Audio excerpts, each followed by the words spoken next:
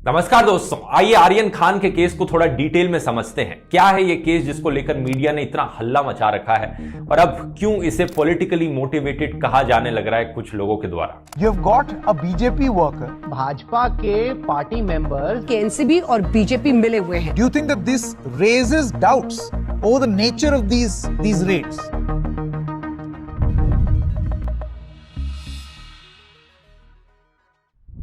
2 अक्टूबर की बात है कि नारकोटिक्स कंट्रोल ब्यूरो यानी एनसीबी की एक टीम ने रेड करी एक क्रूज शिप के ऊपर, जहां पर एक पार्टी चलने लग रही थी। इस क्रूज शिप का नाम था एम्प्रेस शिप और कंपनी का नाम था कॉर्डेलिया क्रूजेस। ये रिपोर्ट किया गया कि इस पार्टी में बहुत से बैन ड्रग्स का इस्तेमाल किया जा रहा था और इस सीजर में कई बैन ड्रग्स रिकवर किए गए, जैसे कि 13 ग्राम कोकेन, 21 ग्राम चरस, 22 पिल्स एमडीएमए की, और साथ ही साथ 1.33 लाख कैश भी रिकवर किया गया। इस रेड के दौरान एनसीबी ने कुछ लोगों को डिटेन किया। नूपुर सकीरा, स्मित सिंह, मोहक जसवल, विक्रांत शोकर, गोमित चोपड़ा, मुनमुन, अरबाज मर्चेंट और आर्यन खान। 2 बजे की बात है संडे को कि मुनमुन, अरबाज और आर्यन को अरेस्ट कर लिया गया और एक स्पेशल कोर्ट के सामने इन्हें पेश किया गया। इस कोर्ट की हियरिंग में एनसीबी के लॉयर ने कहा कि वैसे तो ये सारे ऑफेंसेस बेलेबल ऑफेंसेस हैं, इनमें बेल मिल सकती है, लेकिन क्योंकि कुछ इलीगल मटेरियल पाया गया है इस सीजर में और व्हाट्सएप चैट्स को रिकवर किया गया है, तो इन तीनों लोगों को जिनको अरेस्ट किया गया है, इन्हें 2 दिन कस्टडी में रखा जाए ताकि इन्वेस्टिगेशन में मदद मिल सके। दूसरी तरफ आर्यन खान के डिफेंस लॉयर ने आर्ग्यू किया कि आर्यन के पास ना तो कोई ड्रग्स पाए गए हैं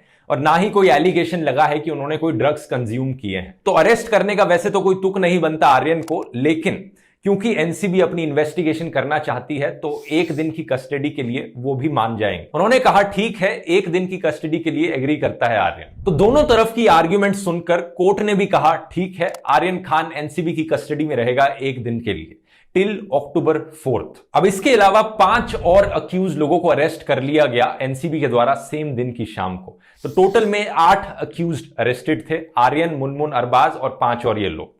अगले दिन ये सब कोर्ट में पेश हुए। अब इस कोर्ट की हियरिंग में एनसीबी आर्ग्यू करता है कि इन्होंने व्हाट्सएप चैट्स रिकवर करी मुनमुन, अरबाज और आर्यन की, और बड़ा ही शॉकिंग और इनक्रिमिनेटिंग मटेरियल मिला है इन व्हाट्सएप चैट्स में, जो दिखाता है कि यहां पर इंटरनेशनल ड्रग ट्रैफिकिंग होने लग रही है। साथ ही साथ एनसीबी ने यह भी कहा कि इन्होंने जुहू में एक सप्लायर को भी अरेस्ट किया है और उस सप्लायर के पास काफी भारी क्वांटिटी ड्रग्स पाए गए हैं, कमर्शियल क्वांटिटी पाई गई है। इस रीजन के बेसिस पर एनसीबी मांग करता है कोर्ट के सामने कि इनकी कस्टडी इन सब लोगों की एक्सटेंड कर दी जाए टिल अक्टूबर 11।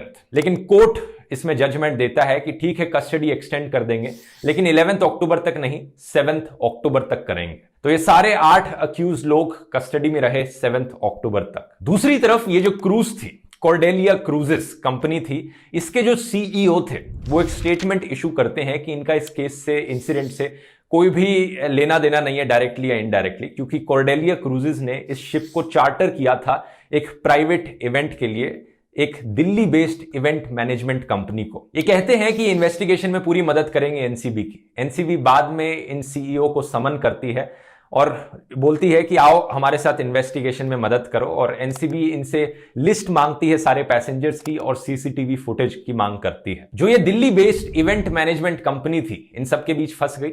5 अक्टूबर को इस कंपनी के 4 एम्प्लॉयज को अरेस्ट कर लिया जाता है, मानव सिंघल, भास्कर अरोरा और एडिशनल डायरेक्टर्स समीर सहगल और गोपाल जी आनंद। 3 और लोग भागे हुए हैं अपेरेंटली। 7 अक्टूबर तक आते आते इस केस में 17 लोग अरेस्ट हो चुके थे और 7 अक्टूबर को कोर्ट कहता है कि अब और कोई एनसीबी की कस्टडी नहीं होगी आर्यन खान, अरबाज मर्चेंट और मुनमुन धमेचा के लिए। और फिर 8 अक्टूबर को 11 बजे बेल एप्लीकेशन की हियरिंग होती है। अब हैरानी की बात यह है कि 8 अक्टूबर की हियरिंग में भी आर्यन खान को बेल नहीं मिलती। इस बारी रीजन टेक्निकल रीजन बताया जाता है। मुंबई मजिस्ट्रेट कोर्ट कहता है कि बेल एप्लीकेशन मेंटेनेबल नहीं थी, इसलिए इसे रिजेक्ट कर दिया गया। मतलब ये हियरिंग गलत कोर्ट में हुई थी। ये कहते हैं कि बेल के बारे में अगर आर्ग्यू करना था तो इसके बारे में जाकर special court for NDPS matters में करना चाहिए था, हमारे कोर्ट में नहीं करना था। इस कोर्ट के पास ज्यूरिसडिक्शन नहीं थी। अब इस चीज को शायद आप लॉयर की गलती कह सकते हो, लेकिन एंड रिजल्ट यह है कि आर्यन खान अभी भी जेल में है बिना किसी प्रूफ के कि उसने कोई ड्रग्स लिए थे, बिना किसी प्रूफ के कि उसके पास कोई ड्रग्स थे या कोई ड्रग्स की पोजीशन थी। अब सारे अक्यूज को जुडिशियल कस्टडी में डाल दिया गया है। अब अगली हियरिंग के लिए इन्हें स्पेशल कोर्ट में जाना पड़ेगा जो सिर्फ एनडीपीएस एक्ट 1985 के मैटर्स को हेयर करता है, और यह चीज सिर्फ मंडे को ही करी जा सकती है क्योंकि वीकेंड्स पर ये कोर्ट्स बंद होते हैं। अब इस पूरे केस में दोस्तों एक बड़ा गजब का ट्विस्ट है। जब आर्यन खान और अरबाज मर्चेंट को एनसीबी मुंबई के ऑफिस में ले जाया जा रहा था तो दो आदमी उन्हें लेकर जा रहे थे। यह सब वीडियो पर कैप्चर हुआ था और यह वीडियो वायरल चला गया था। पता चलता है कि ये दो आदमी एक्चुअली में प्राइवेट इंडिविजुअल्स हैं, एनसीबी के ऑफिसर्स नहीं है। साथ ही साथ जिस दिन ये रेड पड़ी थी, एक फोटो बड़ी वायरल गई थी सोशल मीडिया पर जिसमें कि एक आदमी सेल्फी खींच रहे हैं आर्यन खान के साथ स्माइल करते करते। एनसीबी ने क्लैरिफाई किया कि ये आदमी एनसीबी के ना तो कोई ऑफिसर है ना ही कोई एम्प्लॉय है, और ये आदमी उन दोनों में से एक आदमी था जो वायरल वीडियो में दिखे थे। तो सवाल ये उठता है कि कौन है ये दो लोग यहां पर और क्या कर रहे हैं। शरद पवार की जो एनसीपी पार्टी है वो अलेज करती है कि ये पूरा आर्यन खान का केस एक्चुअली में कंस्पिरेसी है बीजेपी के द्वारा महाराष्ट्र सरकार को डिफेम करने की और फिल्म इंडस्ट्री को टारगेट करने की। हमारा सीधा आरोप है कि पिछले 1 साल से भारतीय जनता पार्टी महाराष्ट्र को, महाराष्ट्र की सरकार को, मुंबई की फिल्म इंडस्ट्री को, बॉलीवुड को बदनाम करने के लिए फर्जीवाड़ा रच रही है। एनसीपी लीडर नवाब मलिक सवाल उठाते हैं कि ये दो प्राइवेट इंडिविजुअल्स कैसे आ गए इतने हाई प्रोफाइल केस में। पता लगता है कि ये जो इंसान है सेल्फी ले रहे थे, ये है केपी गोसावी। अपेरेंटली गोसावी की फेसबुक प्रोफाइल के अकॉर्डिंग ये एक डिटेक्टिव हैं जो मलेशिया की राजधानी कुआलालंपुर में रहते हैं और एक जॉब प्लेसमेंट कंपनी के ओनर भी हैं। 2018 में इन्हें बुक किया गया था पुणे पुलिस के द्वारा for allegedly defrauding a man of 3.09 lakh rupees. मतलब इन्होंने एक इंसान को चूना लगाया था, फ्रॉड किया था 3 लाख रुपए का, कि उन्होंने प्रॉमिस किया था कि एक इंसान को जॉब दिलाएंगे मलेशिया में, लेकिन नहीं दिलाई। वेडनेसडे नाइट तक गोसावी का फेसबुक प्रोफाइल डिलीट हो जाता है। नवाब मलिक एनसीपी के क्लेम करते हैं कि ये प्रोफाइल में पिक्चर भी मौजूद थी गोसावी की एक सीनियर एनसीबी ऑफिशियल के साथ। अब वीडियो में जो दूसरा आदमी था, पता चलता है कि उसका नाम मनीष भानुशली है और वो बीजेपी का एक वर्कर है। इनफैक्ट उनकी सोशल मीडिया फीड के अकॉर्डिंग वो बीजेपी के वाइस प्रेसिडेंट की पोस्ट पर है। बाद में मनीष की काफी सारी फोटोज पाई जाती हैं प्राइम मिनिस्टर नरेंद्र मोदी के साथ, देवेंद्र फडणवीस के साथ और कई और सीनियर बीजेपी लीडर्स के साथ। तो सवाल ये उनसे पूछा जाता है कि वो रेड में क्या कर रहे थे। वो एक प्राइवेट इंडिविजुअल है, एनसीबी का पार्ट नहीं है, तो क्या कर रहे थे वो रेड में। मनीष इस चीज को डिनाई नहीं करते कि वो एक बीजेपी के कार्यकर्ता है। इनफैक्ट इंडियन एक्सप्रेस के साथ बात करते हुए वो कहते हैं कि उन्होंने तो म्यूनिसिपल इलेक्शंस भी लड़ी थी बीजेपी की टिकट पर। उन्होंने कहा कि उनके दोस्त ने एक किसी और को सुना कॉन्वर्सेशन करते हुए इस पार्टी के बारे में, उनके दोस्त ने आकर इन्हें बताया 1 अक्टूबर को व्हाट्सएप पर, और इन्होंने जाकर एनसीबी ऑफिशियल्स को बताया 2 अक्टूबर को इस पार्टी के बारे में। अब सवाल ये उठा कि ठीक है इन्होंने एनसीबी के ऑफिशियल्स को बताया होगा इस पार्टी के बारे में, लेकिन रेड के दौरान ये क्या कर रहे थे वहां पर, इस रेड में मौजूद क्यों थे। तो ये कहते हैं कि इनके दोस्त इन्हें कॉन्स्टेंटली अपडेट किए जा रहे थे इस पार्टी के बारे में, तो ताकि और इन्फॉर्मेशन बता पाए एनसीबी ऑफिशियल्स को, इसलिए ये रेड के दौरान भी मौजूद थे। और एनसीबी ऑफिशियल्स ने इन्होंने कहा था कि हमारे साथ चल लो आप। लेकिन उनको इन्फॉर्मेशन के तौर पे मैं मौजूद था, मेरे पास नई नई जानकारी आ रही थी, तो उन्होंने मुझे बताया कि आप साथ में रहिए, आपके पास जो भी हमारे पास नई जो जानकारी आ रही है हमें कार्रवाई करने में बहुत आसानी रहेगी। उसके बाद सवाल ये उठा कि रेड खत्म होने के बाद ये एनसीबी के ऑफिस में क्या कर रहे थे। तो इस चीज को लेकर उन्होंने कहा कि एनसीबी ने कहा कि हमारे साथ आ जाओ एज ए विटनेस और आपको कुछ डॉक्यूमेंट्स पर साइन करने पड़ेंगे। फिर ये सवाल उठा कि चलो ये सब मान लिया, लेकिन ये एक प्राइवेट इंडिविजुअल बीजेपी के वर्कर रेड में मौजूद थे, रेड के बाद मौजूद थे, लेकिन अपने हाथ से पकड़कर खुद ये अरबाज मर्चेंट को और आर्यन खान को क्यों लेकर जा रहे। तो इस चीज को लेकर ये रिप्लाई करते हैं कि फुटपाथ काफी नैरो था, छोटा सा था, तो इन्होंने इंस्टिंक्टिवली उनका हाथ पकड़ लिया। अब मनीष भानुशली ये भी कहते हैं कि उनको केपी गोसावी के बारे में कुछ नहीं पता, वो नहीं जानते उस इंसान को।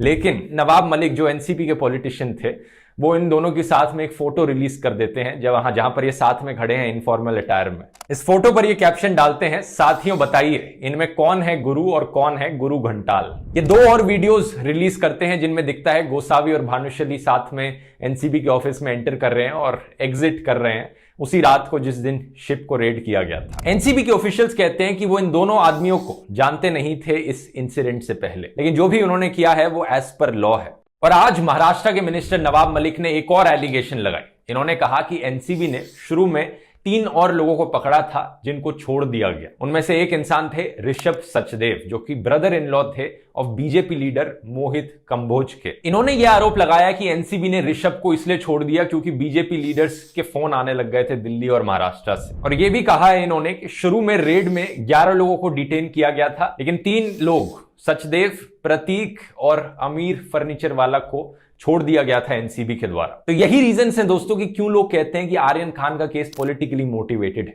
यहां पर प्राइवेट इंडिविजुअल्स जो बीजेपी के मेंबर्स हैं वो एनसीबी के साथ इतने मिलजुल कर काम कर रहे हैं। और ये पहली बार नहीं है कि बीजेपी को अक्यूज किया गया हो सेंट्रल एजेंसीज का मिसयूज करने को अपने पॉलिटिकल पर्पसेस के लिए। कुछ ही दिन पहले की बात है कि कई ऐसी मीडिया ऑर्गेनाइजेशंस पर इनकम टैक्स की रेड पड़ी थी जो अक्सर सरकार से सवाल पूछते हैं, जैसे कि दैनिक भास्कर अखबार जिसने बड़ी ही क्लियर कट रिपोर्टिंग करी थी कोविड केसेस को लेकर, या फिर न्यूज लॉन्ड्री और न्यूज क्लिक जो कॉन्स्टेंटली सरकार को क्रिटिसाइज करते हैं। इसके अलावा ममता बनर्जी ने एलेज किया था कि बीजेपी सेंट्रल एजेंसीज का मिसयूज करने लग रही है टीएमसी के लीडर्स को टारगेट करने के लिए, जब से बीजेपी वेस्ट बंगाल की इलेक्शंस हारी है। 2019 में शरद पवार ने एलेज किया था कि बीजेपी स्टेट एजेंसीज का इस्तेमाल कर रही है ऑपोजिशन लीडर को जबरदस्ती मजबूर करने के लिए कि वो पार्टी छोड़कर बीजेपी ज्वाइन कर ले।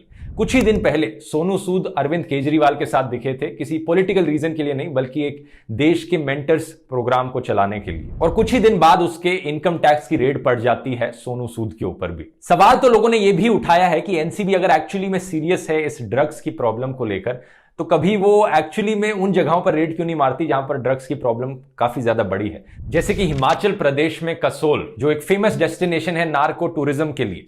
ये चीज वैसे हाई कोर्ट ने भी कही थी स्टेट गवर्नमेंट को 2017 में कि इन जगहों पर क्यों नहीं एक्शन लिया जाता है। और हमारा मीडिया जो ड्रग्स को लेकर इतना हल्ला मचाता है लेकिन कभी भी सॉल्यूशंस की बात नहीं करता कि इस प्रॉब्लम से डील करने के लिए लार्ज स्केल पर क्या किया जा सकता है। ये कहानी काफी रेपिटेटिव सी बन गई है कि 2-3 हाई प्रोफाइल सेलिब्रिटी पकड़े जाते हैं अपेरेंटली एक ऐसी पार्टी में जहां पर कुछ ग्राम्स ड्रग्स पाए जाते हैं और उसे इतना बड़ा हवा मचा दिया जाता है उस चीज को लेकर। लेकिन अगर ड्रग्स की प्रॉब्लम से सही में डील करना है तो क्या एंड कंज्यूमर को पकड़कर जेल में डालना, उन्हें विलेनाइज करना सोल्यूशन है, या फिर सप्लायर्स को पकड़ना और यहां पर सप्लाई चेन को खत्म करना ड्रग्स की? कई देशों ने दुनिया के बड़े ही इंटरेस्टिंग सॉल्यूशंस यूज किए हैं ड्रग्स की प्रॉब्लम से डील करने के लिए, जैसे कि पोर्चुगल एक देश है जिसने डिसाइड किया कि सारे ड्रग्स को डीक्रिमिनलाइज कर देंगे, जिससे कि जो लोग ड्रग्स कंज्यूम कर रहे हैं उन्हें क्रिमिनल्स की तरह ना देखा जाए बल्कि पेशेंट्स की तरह देखा जाए, एडिक्ट्स की तरह देखा जाए जिन्हें ट्रीटमेंट की जरूरत है। उन्हें जेल नहीं भेजना, उन्हें हॉस्पिटल भेजना है ताकि उनकी ट्रीटमेंट करी जा सके। जेल उन गैंगस्टर्स और उन ड्रग सप्लायर्स को भेजना है जो यहां पर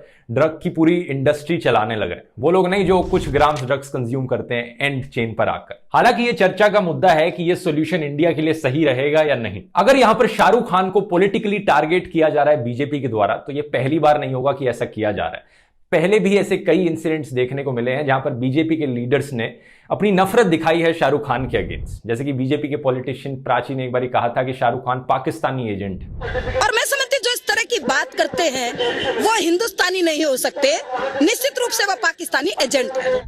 कैलाश विजयवर्गीय ने एक बार शाहरुख खान को दाऊद इब्राहिम से कंपेयर किया था, और आदित्यनाथ जो कि आज के दिन यूपी के चीफ मिनिस्टर बन चुके हैं, इन्होंने शाहरुख खान को हाफिज सईद से कंपेयर किया था। ये चीजें ओवर द इयर्स पिछले कुछ सालों में देखने को मिली। तो ये जो नफरत रही है बीजेपी लीडर्स की शाहरुख खान के अगेंस्ट, ये कहा जा सकता है एक लेजिट पॉइंट है कि ये जो रेड करी जा रही है पॉलिटिकल क्यों है। यहां पर आपकी क्या राय है दोस्तों, नीचे कमेंट्स में लिखकर बताइए, और उम्मीद करता हूं आपको वीडियो इन्फॉर्मेटिव लगा होगा। मिलते हैं अगले वीडियो में, बहुत बहुत धन्यवाद।